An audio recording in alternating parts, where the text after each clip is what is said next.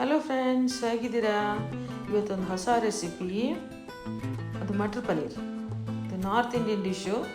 ನೋಡೋಣ, ತುಂಬ ಟೇಸ್ಟಿಯಾಗಿರುತ್ತೆ. ಹೇಗಂತ ಇದಕ್ಕೆ ಬೇಕಾಗಿದ್ದ ಇಂಗ್ರೀಡಿಯೆಂಟ್ಸು: ತೇಜ್ಪತ್ತ, ಇಲೈಚಿ, ಲಾಂಗ್, ಬಡಿ ಇಲೈಚಿ ಮತ್ತು ದಾಲ್ಚಿನ್ನಿ. ಜೊತೆಗೆ ಮೀಡಿಯಮಾಗಿ ಹೆಚ್ಚಿಟ್ಕೊಂಡಿರೋ ಈರುಳ್ಳಿ, ಟೊಮೆಟೊ ಮತ್ತು ಮೀಡಿಯಮ್ದಾಗೆ ಹೆಚ್ಚಿಟ್ಟಿಟ್ಕೊಂಡಿರೋ ಹಸಿಮೆಣಸಿನ್ಕಾಯಿ, ಗಾರ್ಲಿಕ್ ಪಾಟ್ಸ್, ಅದ್ರಕ್ ಮತ್ತು ಆಮಂಡ್ಸ್. ಓಕೆ, ಆಮಂಡ್ಸ್ ನೆನೆಸಿಟ್ಟಿದ್ದೆ ನಾನು ಒಂದು ಹಾಫ್ ಆನ್ ಅವರು. ಈಗ ಒಂದು 2 ಚಮಚ ಮತ್ಲಬ್ 2 table spoon table spoon oil ತೊಗೊಂಡು ಅದರಲ್ಲಿ 1 by 1 ಎಲ್ಲ ಡ್ರೈ ಮಸಾಲ ಹಾಕಿಬಿಟ್ಟು ಚೆನ್ನಾಗಿ ಫ್ರೈ ಮಾಡೋಣ. ಅದಾದಮೇಲೆ ಸ್ವಲ್ಪ ಅದು ಫ್ರೈ ಆಯಿತು ಅಂತಾದರೆ ಹೆಚ್ಚಿಟ್ಕೊಂಡಿರೋ ವೆಜಿಟೇಬಲ್ಸ್ನ 1 by 1 ಹಾಕಿ ಮತ್ತು ತಿರ್ಗಾ ಚೆನ್ನಾಗಿ ಫ್ರೈ ಮಾಡಬೇಕು. ಮೆಣಸಿನ್ಕಾಯಿ ಆಯಿತಾ.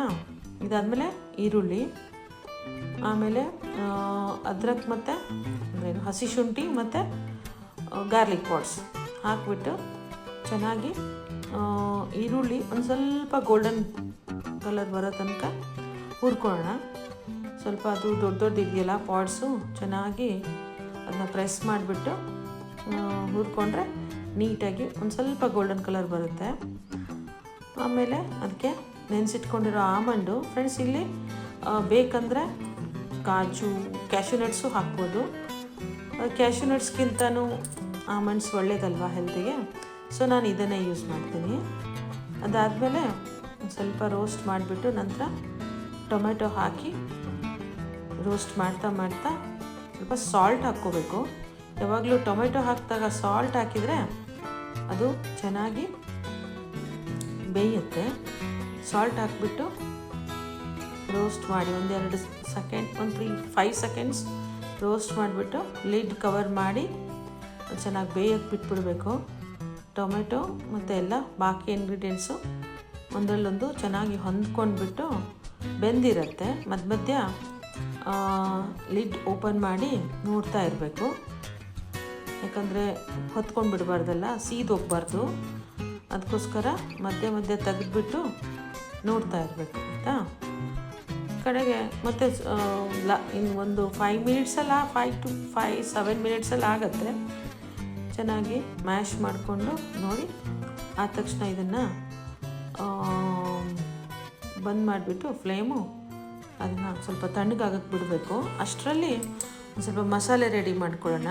ಇದು ಬಂದುಬಿಟ್ಟು 2 ಚಮಚ ಧನಿಯಾ ಪೌಡರು, 1/4 ಚಮಚ ಜೀರಾ ಪೌಡರು, ಆನಂತರ 1 ಚಮಚ ಬರೀ ಕಲರಿಗೆ ಮಾತ್ರ ರೆಡ್ ಚಿಲ್ಲಿ ಪೌಡರು, ಹೀಗೆ ಕಾಶ್ಮೀರಿ ರೆಡ್ ಚಿಲ್ಲಿ ತೊಗೊಳ್ಳಿ.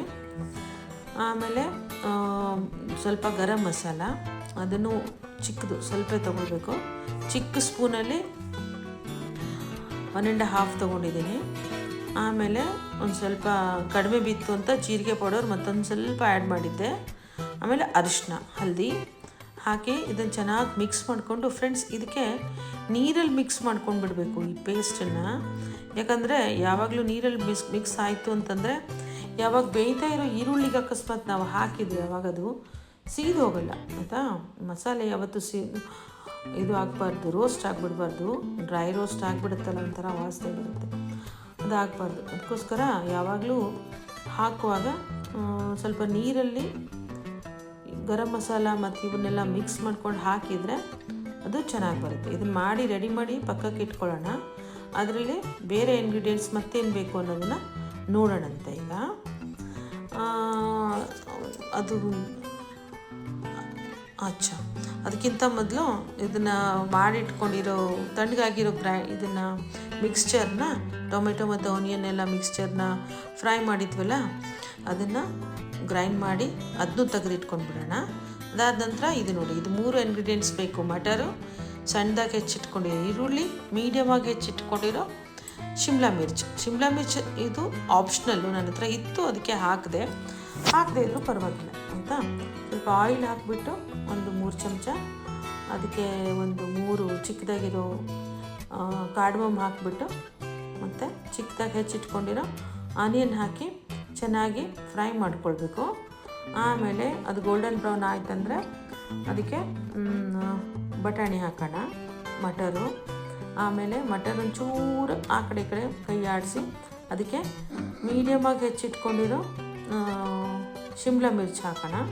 ಹಾಕಿ ಮಿಕ್ಸ್ ಮಾಡ್ಕೊಳ್ಬೇಕು. ಚೆನ್ನಾಗಿ ರೋಸ್ಟ್ ಆಯಿತು ಅಂತಂದರೆ ನಾವು ಈಗ ಮಾಡಿಟ್ಕೊಂಡಿದ್ವಲ್ಲ ಮಸಾಲೆ, ಅದನ್ನು ಗ್ರೈಂಡ್ ಮಾಡಿ ಇಟ್ಕೊಂಡಿರೋ ಮಸಾಲೆ ರುಬ್ಬಿದಂಥದ್ದು ಇತ್ತಲ್ಲ, ಅದನ್ನು ಇದಕ್ಕೆ ಹಾಕಿಬಿಟ್ಟು ಅಗೇನ್ ಒಂದು 2-3 ಮಿನಿಟ್ಸು ಚೆನ್ನಾಗಿ ಸ್ಟೀರ್ ಮಾಡಿಬಿಟ್ಟು ಲಿಡ್ ಮುಚ್ಚಿ ಬೇಯಕ್ಕೆ ಬಿಡಬೇಕು.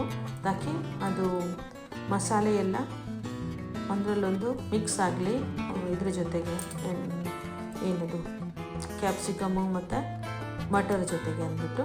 ಯಾಕಂದರೆ ಪನ್ನೀರ್ ಹಾಕಿದ ಮೇಲೆ ಯಾವತ್ತೂ ಜಾಸ್ತಿ ಹೊತ್ತು ಬೇಯಿಸ್ಲಿಕ್ಕಿಲ್ಲ ಫ್ರೆಂಡ್ಸ್. ಯಾವತ್ತು ಪನ್ನೀರು ಹಾಕಿದ ತಕ್ಷಣ 1-2 ನಿಮಿಷದಲ್ಲೇ ಕೈ ಆಡಿಸಿ ಬಂದ್ ಮಾಡಿಬಿಡ್ಬೇಕು. ಯಾಕಂದರೆ ಇಲ್ದ್ರೆ ಹಾರ್ಡ್ ಆಗಿಬಿಡುತ್ತೆ. ಮಸಾಲೆಯಲ್ಲಿ ಪನ್ನೀರ್ ಜಾಸ್ತಿ ಹೊತ್ತು ಬೇಯಿತು ಅಂದರೆ ಹಾರ್ಡ್ ಆಗುತ್ತೆ. ಅದಕ್ಕೋಸ್ಕರ ಇದನ್ನು ಚೆನ್ನಾಗಿ ಬೇಯಿಸ್ಕೋಬೇಕು ಅಂದ್ಬಿಟ್ಟು ಮಸಾಲೆ ಹಾಕಿ ಚೆನ್ನಾಗಿ ಮಿಕ್ಸ್ ಮಾಡಿಕೊಂಡು, ಬೇಕಂದರೆ ಒಂಚೂರು ನೀರು ಹಾಕಿ ಮತ್ತು ಮಿಕ್ಸ್ ಮಾಡಿ ಲಿಡ್ ಕವರ್ ಮಾಡಿ ಅದನ್ನ ಬೇಯಕ್ಕೆ ಬಿಡಬೇಕು.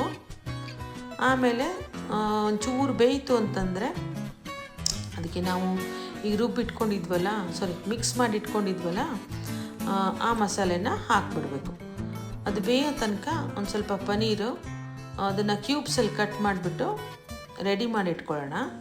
ಚಿಕ್ಕದು ಮಾಡಬಾರ್ದು, ತುಂಬ ದೊಡ್ಡದಾಗಲೂ ಮಾಡಬಾರ್ದು. ಒಂದು ಮೀಡಿಯಮ್ಗಿಂತನೂ ಒಂಚೂರು ಚಿಕ್ಕ ಸೈಜಲ್ಲಿ ಕಟ್ ಮಾಡಿ ಇಟ್ಕೋಬೇಕು. ಇದು ನೋಡಿ ಮಸಾಲೆ ನೀರಲ್ಲಿ ಹಾಕಿ ರೆಡಿ ಮಾಡಿ ಇಟ್ಕೊಂಡಿದ್ವಲ್ಲ, ಅದನ್ನು ಈ ಮಿಕ್ಸ್ಚರಿಗೆ ಇದನ್ನು ಏನು ಮಾಡ್ಕೊಂಡಿದ್ವಲ್ಲ ಗ್ರೈಂಡ್ ಮಾಡಿ ರೆಡಿ ಮಾಡಿದ ಮಿಕ್ಸ್ಚರಿಗೆ ಮಸಾಲೆ ಹಾಕಿಬಿಟ್ಟು ಚೆನ್ನಾಗಿ ಸ್ಟೀರ್ ಕೊಡೋಣ. ಒಂದು 2 ಮಿನಿಟ್ಸ್ ತನಕ ಸ್ಟೀರ್ ಮಾಡ್ತಾ ಇರಬೇಕು, ಹೊತ್ಕೊಳ್ಬಾರ್ದು. ಅದಕ್ಕೆ ದಪ್ಪ ಇರೋ ತಳ ಇದ್ದಿದ್ದು ಯುಟೆನ್ಸಿಲ್ ತೊಗೊಳ್ಳಿ ಫ್ರೆಂಡ್ಸ್.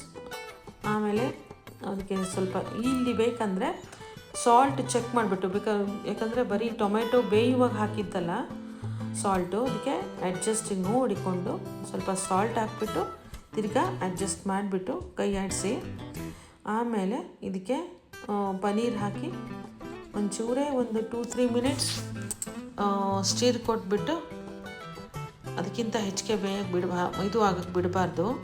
ಇದಕ್ಕೆ ಒಂದು ಮ್ಯಾಜಿಕ್ ಇಂಗ್ರೀಡಿಯೆಂಟ್ ಹಾಕೋಣಂತೆ ಇವಾಗ.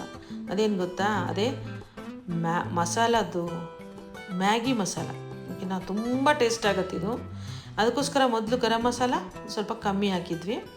ಇದನ್ನು ಹಾಕಿಬಿಟ್ಟು ಆಮೇಲೆ ಒಂದು ಸ್ವಲ್ಪ ಕಸೂರಿ ಮೇಥಿ ತೊಗೊಂಡು ಅದನ್ನು ಕೈಯಲ್ಲೇ ಕ್ರಷ್ ಮಾಡಿಬಿಟ್ಟು ಚೆನ್ನಾಗಿ ಮಿಕ್ಸ್ ಮಾಡಿ, ಯಾವಾಗಲೂ ಕಸೂರಿ ಮೇಥಿ ಹಾಕಿದ ಮೇಲೆ ಒಂದು 2 ಮಿನಿಟ್ಸ್ಗಿಂತನೂ ಜಾಸ್ತಿ ಬೇಯಕ್ಕೆ ಬಿಡಬಾರ್ದು. ಮೇಲೆ ಒಂಚೂರು ಲಿಡ್ ಇಟ್ಬಿಟ್ಟು ಅದನ್ನು ಅದರಲ್ಲೇ ಉಗ್ಗಲ್ಲಿ ಬೇಯಕ್ಕೆ ಬಿಡಬೇಕು. ಒಂದು 2 ಮಿನಿಟ್ಸ್ಗಿಂತ ಜಾಸ್ತಿ ಬೇಯಿಸ್ಬಾರ್ದು, ಆಯಿತಾ. ಚೆನ್ನಾಗಿ ಒಂದು ಸ್ಟೀರ್ ಕೊಟ್ಬಿಟ್ರೆ ಇದು ನೀನು ಬೇಕಂದ್ರೆ ಒಂಚೂರು ನೀರು ಹಾಕಿ ಅಡ್ಜಸ್ಟ್ ಮಾಡ್ಕೋಬೋದು.